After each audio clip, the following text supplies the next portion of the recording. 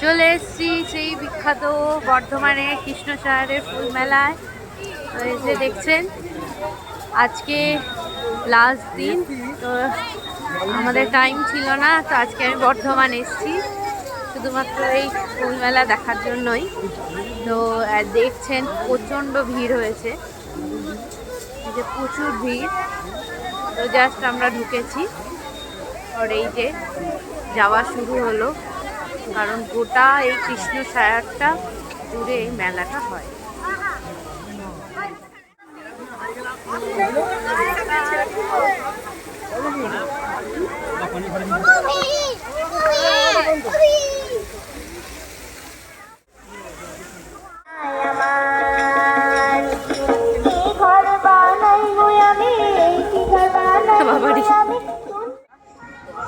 তো কৃষ্ণসায়র উৎসবের মেন হচ্ছে আকর্ষণীয় হচ্ছে এটা কিন্তু ফুল মেলা হিসাবে পরিচিত। তাই এই যে দেখছেন চারিদিকে শুধু ফুল আর ফুল, আর এত ধুলো, ওই জন্য ফুলগুলোর কালারগুলো পুরো ধুলোতে যাচ্ছে, তাই অবস্থা।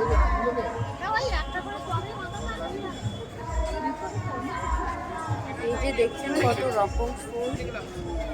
এই মানে এই ফুল মেলা শুরুতে হয়তো এলে আরো ফুলগুলো সতেজ দেখাতে।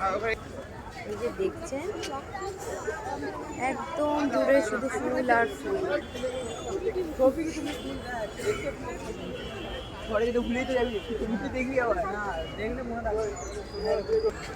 এখানে নানা ধরনের বনসাই গাছ আছে। এই যে দেখছেন ছোট্ট বট গাছ, ছোট্ট অশ্বত্থ গাছ,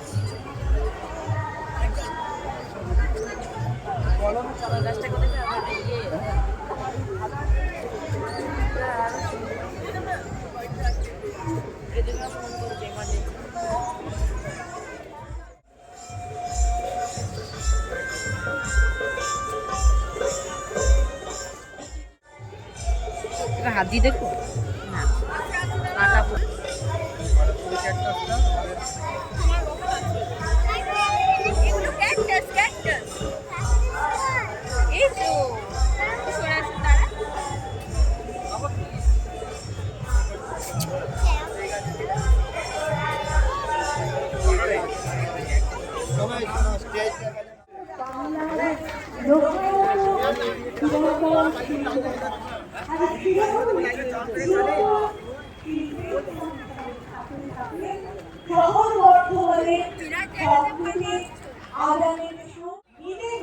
উচ্চারিত করে এক অরণ্য উদ্ভাস, ঠিক তখনই যেন কৃষ্ণসায়র উৎসবের মতো এত সুন্দর সাহা প্রস্তুত থাকবেন। তো এই সেই স্টেজ, এখানেই কৃষ্ণসায়রের যাবতীয় প্রোগ্রাম এখানেই হয়। তো আপনারা যখনই কেউ কৃষ্ণসায়র উৎসবে আসবেন, মানে এই ফুল মেলায়, আপনারা কিন্তু জানুয়ারি মাসের প্রথম দিক করেই কিন্তু এই ফুল মেলা শুরু হয়। তো এই ফুল মেলা এলে হয়তো কবে হয় না হয় যে 1 জানুয়ারি হবে তার কোনো কথা নয়, হয়তো 1-2-3 তারিখ থেকেও হতে পারে। তো আপনাদের ওই ফেসবুক পেজে কৃষ্ণসায়র উৎসব বলে সার্চ করলেই আপনারা পেয়ে যাবেন। তো ওইখানে দেখেই আপনারা বুঝতে পারেন। আর এমনিও মেলাটায় আপনি না এলে, এই এত ফুল না দেখলে আপনারাও বিশ্বাস করবেন না। তো এই যে দেখছেন ছানার পাঁচালিতে চলে এসছে আমার বোনপো। আমার বোনপো মিষ্টি খেতে খুব ভালোবাসে। তো এইখানে ও একটা মাখা নিয়েছিল নলেন গুড়ের, 50 টাকা মতো নিয়েছিল, খুব ভালো খেতে, আমাকে একটু দিয়েছিল। তো ওর খেতে খুব ভালো লেগেছিলো, তাই ও খেয়েও ছিল। তো আর একটা পোর্শন হচ্ছে কি, চারপাশে তো পুরো সারাটা জুড়ে মেলা, তারপর এই সাইডটা হচ্ছে বোটিং করার মতো। এইখানটা গেলে বুঝতে পারবেন, এরকম ফোয়ারা আছে, খুব সুন্দর জায়গাটা। হচ্ছে বললাম না এলে আপনারা কেউ বুঝতে পারবেন না।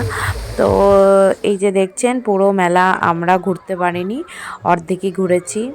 মেয়েটাকে নিয়ে জাস্ট দোলনায় গেছিলাম, দোলনায় ওকে চাপিয়ে লাস্টে ওর একটা খেলনার মতো একটা মানে রাইডে চাপিয়ে ও ঘুরে তারপর আমরা তো বাড়ি, কারণ ও একটুও মেলায় হাঁটছিল না।